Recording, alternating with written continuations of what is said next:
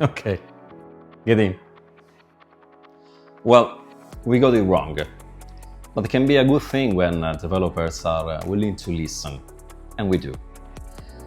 This is not how we usually start our keynotes, but it is what it is.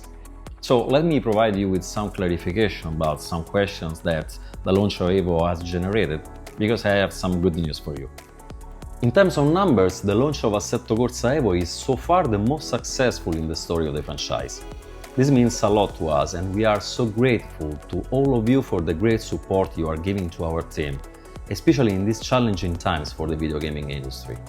Due to the ambitions we have with Assetto Corsa EVO, one of the main targets of the Early Access program is to balance the gameplay experience and tweak the new features and game modes introduced for the first time in the third chapter of Assetto Corsa. One of these is the online ecosystem we are building around EVO. Some people have assumed that Assetto Corsa EVO has been assembled as an online-only product. Let me tell you this straight, it's not like that. Anyway, we recognize that a lack of information, a not ideal placement of some user interface functionalities, and the backend issues at launch in January prevented you from enjoying some single-player modes, and led our community to the conclusion that you can't play EVO offline, or in a very limited way, or that if one day we shut down the servers, you will not be able to play it at all. As I said before, it's not like that. Anyway, in the last weeks we made a deep review of the situation, evaluating also your comments and feedback, and instead of rushing behind a quick and dirty solution, we decided to apply changes to workflow and software architecture, taking a step back to better meet the requests from the community.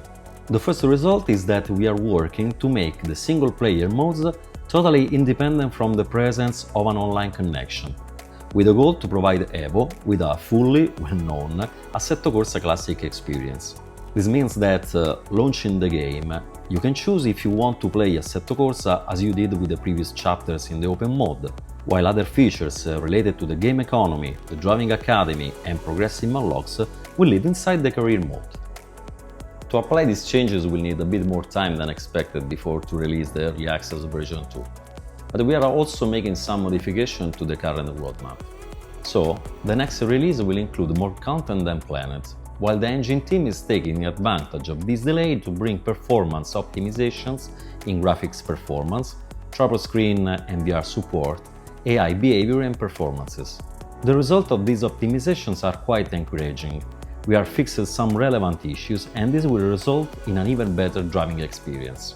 Talking about the roadmap, we'll make some changes in order to provide you with a familiar Assetto Corsa experience while we'll continue to work on the career mode and progression. So, after release 2, we'll fully focus on netcode functionalities, hoping to deliver multiplayer mode in the early summer. There is another change in the roadmap that will make you happy.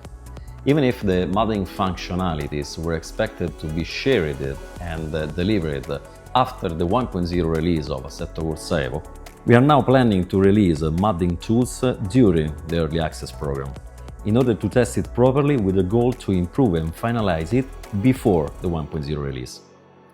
We can't wait to see how the modding community will express its talent using the huge potential of Assetto Corsa EVO and pushing it to the edge. On our end, we decided to make some changes also in the car release schedule, delivering in advance some models that were expected to be released later this year or in the 1.0 version.